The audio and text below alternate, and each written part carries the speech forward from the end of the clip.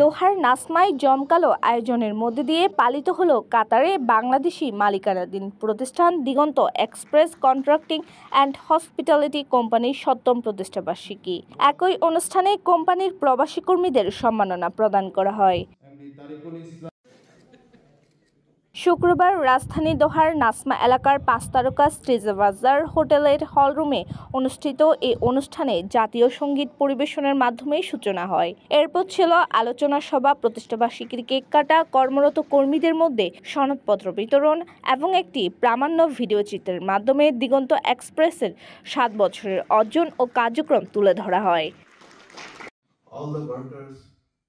অনুষ্ঠানে সভাপতিত্ব করেন কোম্পানির সিইও মোহাম্মদ জসিমউদ্দিন এবং সঞ্চালনায় ছিলেন মার্কেটিং ম্যানেজার ফজলুল হক মাহবুব। প্রধান অতিথি হিসেবে উপস্থিত ছিলেন কাতারে নিযুক্ত বাংলাদেশের রাষ্ট্রদূত মোহাম্মদ নসরুল ইসলাম। বিশেষ অতিথি হিসেবে উপস্থিত ছিলেন কাতার বিশ্ববিদ্যালয়ের অধ্যাপক ডক্টর আনোয়ারুল হাসান, বাংলাদেশের দূতাবাসের সামরিক উপদেষ্টা ব্রিগেডিয়ার জেনারেল এম খায়রুদ্দিন ও বাংলাদেশের কোরআন সুন্নাহ পরিষদ কাতারের সাবেক সভাপতি রশিদ আহমেদ চৌধুরী।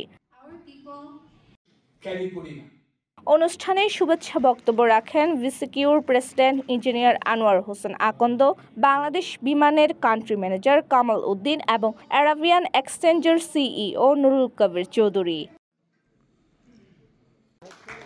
দিগন্ত এক্সপ্রেসের সিইও মোহাম্মদ জসিমউদ্দিন বলেন, প্রবাসীদের কর্মসংস্থান নিশ্চিত করার পাশাপাশি তাদের উদ্যোক্তা হিসেবে গড়ে তুলতে কাজ করছে দিগন্ত এক্সপ্রেস।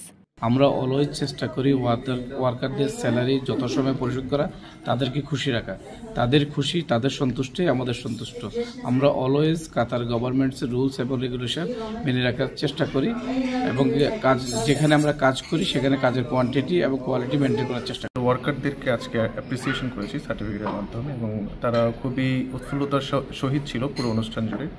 আমরা চেষ্টা করবো এই ধারা অব্যাহত রাখার জন্য। ভবিষ্যতেও আমরা এই সার্টিফিকেট অ্যাপ্রিসিয়েশনগুলো তাদেরকে করব এবং আমরা যেটা চেষ্টা করি, আমাদের কোম্পানি যেটা সবসময় চেষ্টা করে থাকে, আমাদের স্টাফ এবং ওয়ার্কারদেরকে আমাদেরকে যথাসময়ে স্যালারি প্রদান করে থাকে আমাদের কোম্পানি। আমাদের ম্যানেজমেন্ট সবসময় চেষ্টা করে তাদেরকে সবসময় অন টাইমে স্যালারি দেওয়ার জন্য।